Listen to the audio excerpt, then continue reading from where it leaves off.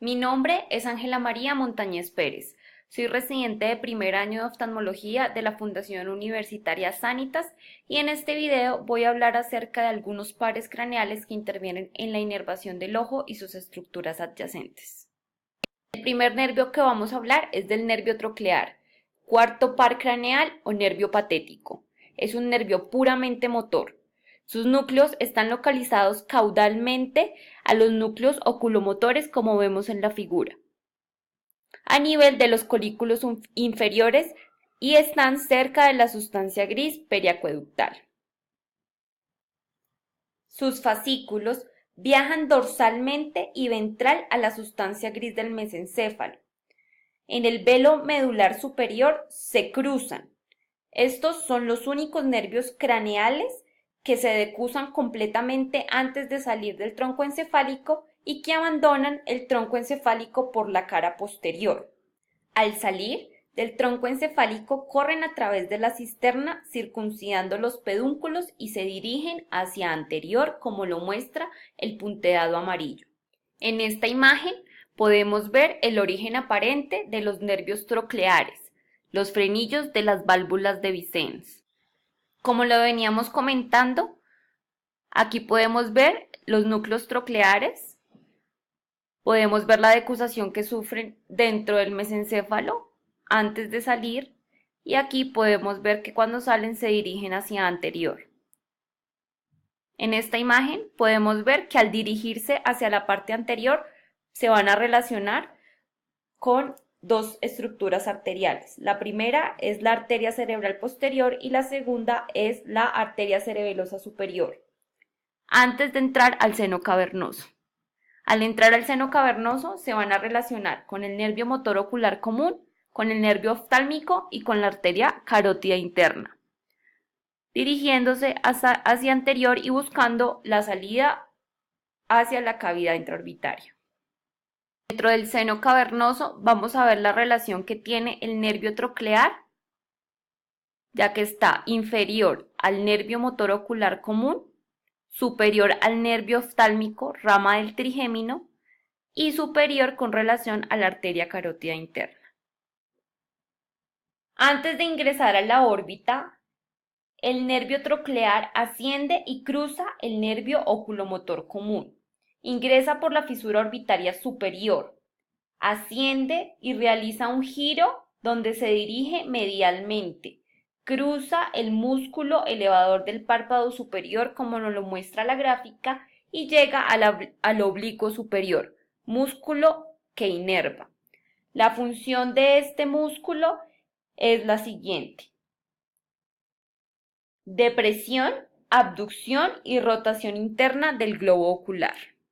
Ahora vamos a hablar del nervio trigémino o quinto par craneal. Es el nervio sensitivo general más importante de la cabeza y también inerva los músculos encargados del movimiento de la mandíbula. Tiene dos componentes, componente sensitivo y componente motor. En esta gráfica vemos la raíz sensitiva y la raíz motora. La raíz sensitiva a su vez tiene tres componentes: el núcleo mesencefálico trigeminal, el núcleo pontino trigeminal y el núcleo espinal trigeminal. Estos tres componentes forman la raíz sensitiva de la cual se van a originar las fibras que van a ir a componer el ganglio de Gasser o ganglio trigeminal. El nervio trigémino emerge por la superficie anterolateral de la protuberancia. Y como podemos ver en la figura se distingue una gran raíz sensitiva y una pequeña raíz motora. Estas raíces se dirigen hacia anterior, abandonan la fosa craneal posterior y alcanzan la fosa craneal media. La raíz sensitiva se expande y forma el ganglio de Gasser o ganglio del trigémino, el cual alberga los cuerpos celulares de las neuronas sensitivas del nervio trigémino. Aquí lo podemos ver.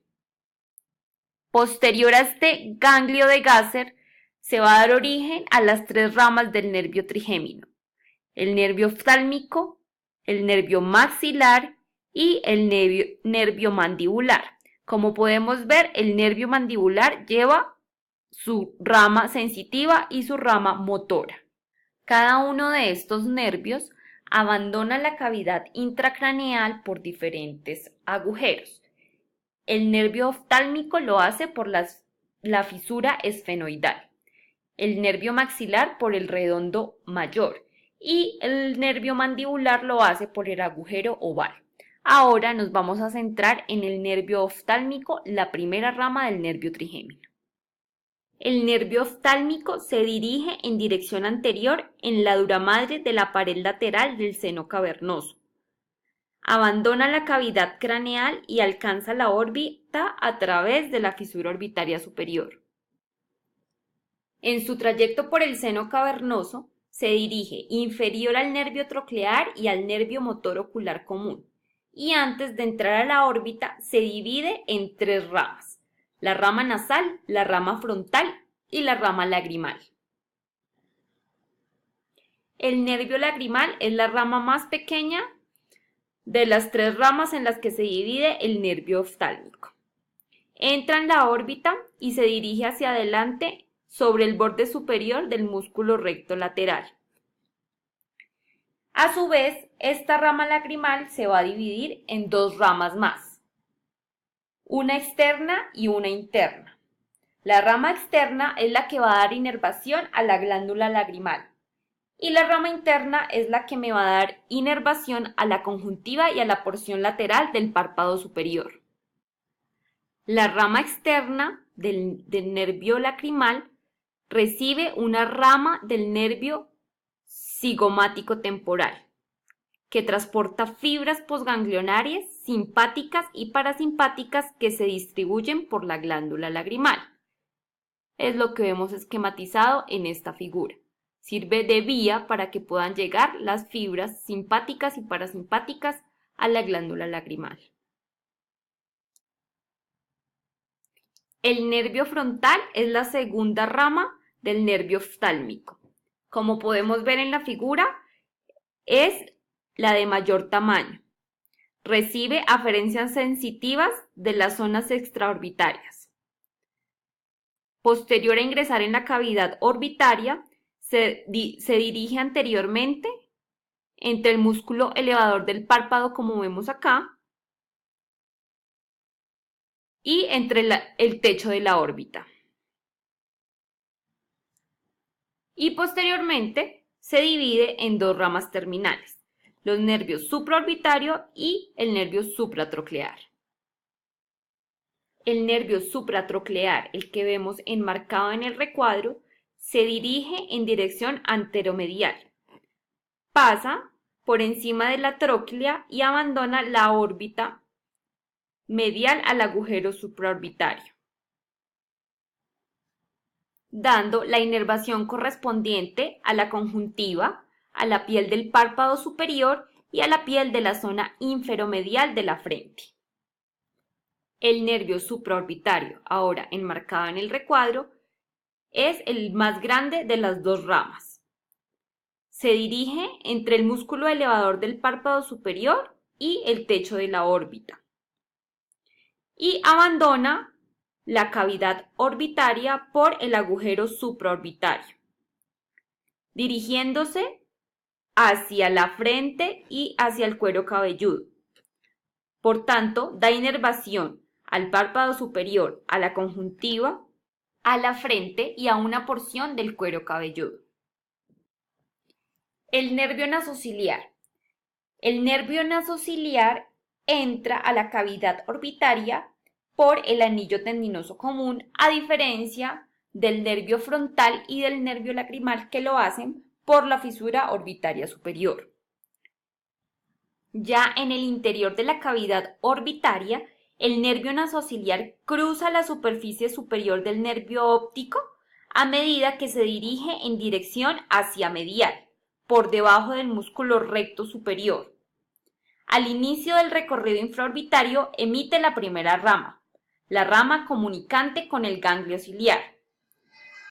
Se dirige entre los músculos oblicuo superior y recto medial y da origen a las siguientes ramas.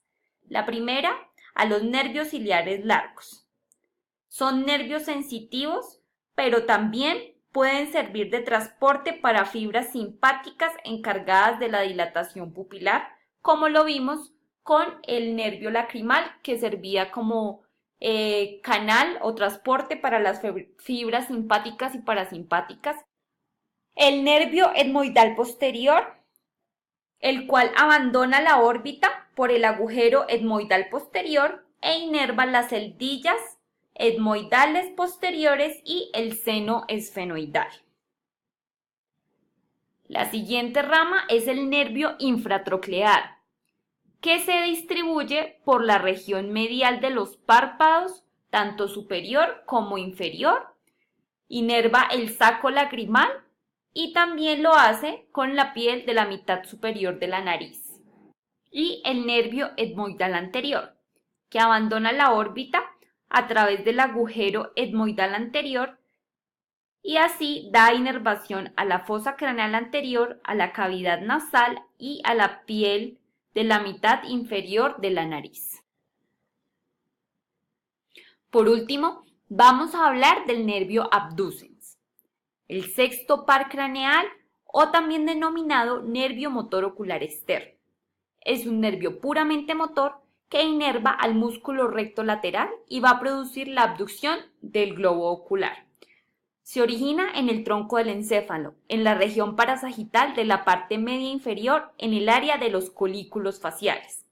Está en el fondo de la base del cuarto ventrículo. Se dirige hacia anterior, como podemos ver la línea punteada en amarillo, y emerge entre la protuberancia y el bulbo, en una zona llamada surco bulboprotuberancial.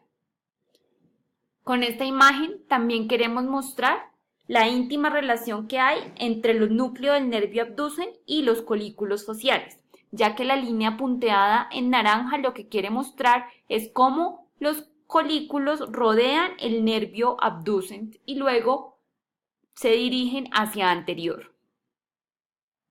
Aquí observamos cómo los nervios abducen emergen en el surco bulboprotuberancial. Posterior a su salida, el nervio tiene un ascenso vertical, como lo muestra la figura, por la cara ventral, para ingresar al seno cavernoso. Ingresa al seno cavernoso a través del canal de Dorelo, que es la relación anatómica de este canal de Dorelo es la punta de la porción petrosa del hueso temporal y el esfenoides. Al ingresar al seno cavernoso, vemos que está en íntima relación con la arteria carótida interna, a diferencia de los otros nervios que están en la pared lateral del seno cavernoso. Sale del seno cavernoso e ingresa a la cavidad orbitaria por el anillo tendinoso común y en el interior de la órbita se dirige lateralmente para inervar el músculo recto lateral.